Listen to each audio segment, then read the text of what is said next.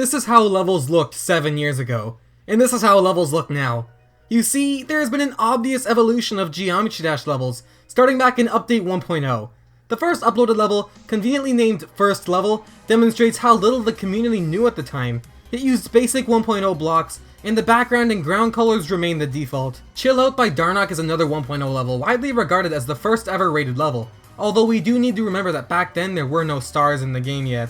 While this level features weird background and ground colors, at the very least it uses more than one block, and they are actually ordered in the correct way. Later in the level, it actually features some cool background color changes and some interesting designs, although still nothing comparable to modern day levels. Jumpman is another rated 1.0 level, and wow, this one cannot compare to Chill Out. The designs, if you even choose to call them that, use random objects and nothing makes sense. And this is what happens when new creators place background and ground triggers, but don't know how to change their color. Hey, it even has unforgivable fakes. Pretty much all other 1.0 levels are like one of these three. I can only wonder what Rob was thinking, seeing nothing compared to the official levels just yet. Looking for more historic levels, I eventually started to draw blanks. I needed a place to search for more old levels. A place in the game where old levels are archived. A museum of creations of the past. Then I remembered map packs. Map packs are notorious for being a collection of old levels with bad decoration and horrible gameplay. And that's exactly what they are. If you've ever played the map packs, you probably know Level Easy. Compared to most of the levels there, it is honestly pretty good. The gameplay isn't terrible, and the decoration actually features some nice designs, given they still only use 1.0 objects. End of Line is another level from the same pack, which is famous for having two paths that you can take. Also, speaking of this pack, why is the advertised difficulty easy while none of the levels are? Anyway, both paths are actually well designed to make for a unique playing experience. And hey, it even has a thanks for playing at the end, and whatever this is supposed to be. The Nightmare also appears in one of the demon packs, and its design is actually quite good. Although, this isn't actually how it originally looked. This is what it used to look like when it was released. Yeah, the update it got presumably in 1.7 definitely helped it for the better. The Lightning Road is another level known for rivaling the Nightmare for the title of Easiest Demon. It features these interesting portal designs, which we haven't seen before, but it also features what is now known as pulses, where the background pulses bright quickly, but then slowly fades back to dark. That is pretty much what the modern day pulse trigger was made for. The pulses here make the level feel much more dynamic, which is why we still use them today. So hey, we finally found something that we still see in the modern day. Pretty much all levels at this time can be divided into two categories. Some random level, which usually had unorganized decorations and bad gameplay, or a main level remake, which usually had good gameplay and better decoration. Except for this level, like, how do you not notice this background trigger mistake before uploading? Oh hey, what's this? Creators are finally starting to use different blocks? Pretty much any Mask 463 level used multiple different objects available at the time. Crescendo goes to show just about the direction levels are going.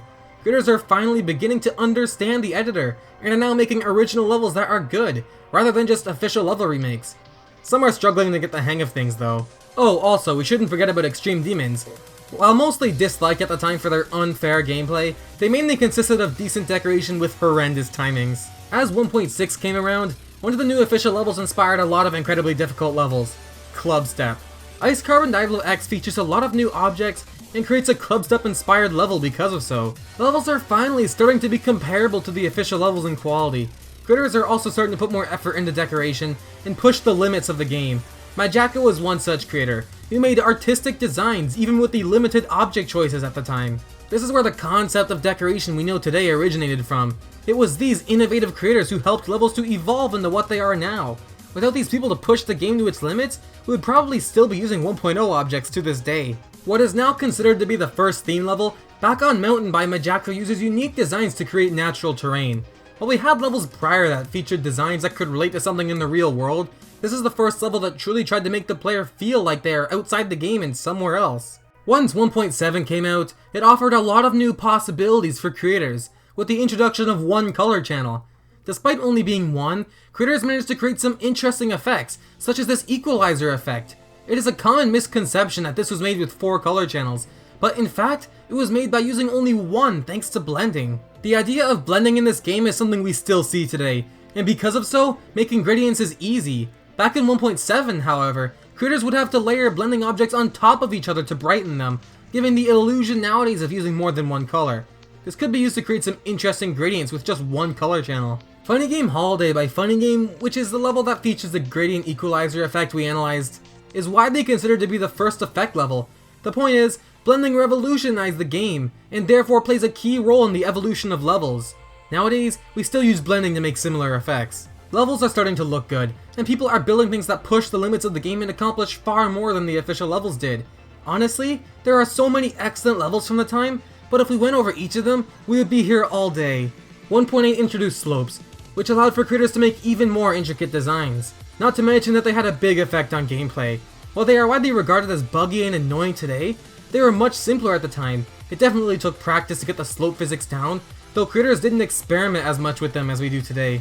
Dual mode also changed the way we do gameplay and decoration, and while it isn't used as commonly anymore in casual levels, alongside slopes, it made for some interesting levels. Geometry Dash became available on Steam in the 1.9 update, giving creators upgraded hardware to take creating to the next level.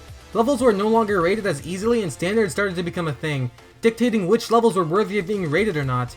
Windy Landscape goes to show just how detailed levels have finally become, featuring blocks in the air packed with decorations making intricate designs. A lot of the styles we know today, including design, art, and effects, were present and popularized in this update.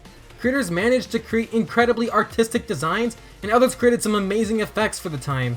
The concepts of block design, ground spikes, and air decoration were established, and they are now norms in today's creations. Revolution by Funny Game is another level widely regarded for being an incredible level for the time, using the 3 new color channels to create the first instances of moving designs. Other creators would catch on, creating levels that had objects that looked like they were moving by using all color channels to create stop motion animations. Also, extremely hard levels were no longer flooded with dislikes thanks to levels like Cataclysm and Bloodbath, showing the community that difficult levels do have a place in the game. This would also popularize that red extreme demon style we saw so much of in 2.0 and early 2.1. To this day, Update 2.0 is still the biggest update we've ever seen the game offer, at least in how it changed the game. It introduced real triggers aside from just color and object transition triggers. Speaking of which, people would slowly stop using those object triggers. With move and alpha triggers, creators managed to make their levels more dynamic than ever before, no longer relying on just pulses. A new genre of level came out, known as minigames, where levels were designed to feel like a game outside of Geometry Dash. Auto levels also started to have less gameplay, but used triggers to create full-on animations in a film-like experience. 2.1 was not as impactful as 2.0, but that doesn't make it any less important. Unless you are watching this video in some time from now, 2.1 is currently the update we are still in to this day.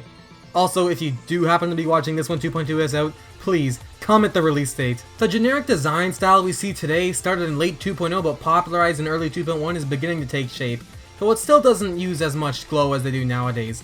Levels like Astral Divinity popularized the new term Divine Demon, which is typically for a genre of levels that are designed to have very good decoration and divine themes, while typically being extreme demons. Creators began to further evolve their styles, with some turning to creating experimental levels, as levels like Cold Sweat demonstrate. Cold Sweat features memorizing and original effects to create an experience we had never seen before. There are so many different styles, genres, and types of levels nowadays that there is no way I can mention all of them in this video. Though nevertheless, I'm sure you can see the evolution of levels and how we went from this to this. We can only speculate as to how levels will look in 2.2 and beyond. If you enjoyed this video and want to support me, subscribing is greatly appreciated. Anyway, I am Moldy Macroniacs, and I hope you have a great day, as always.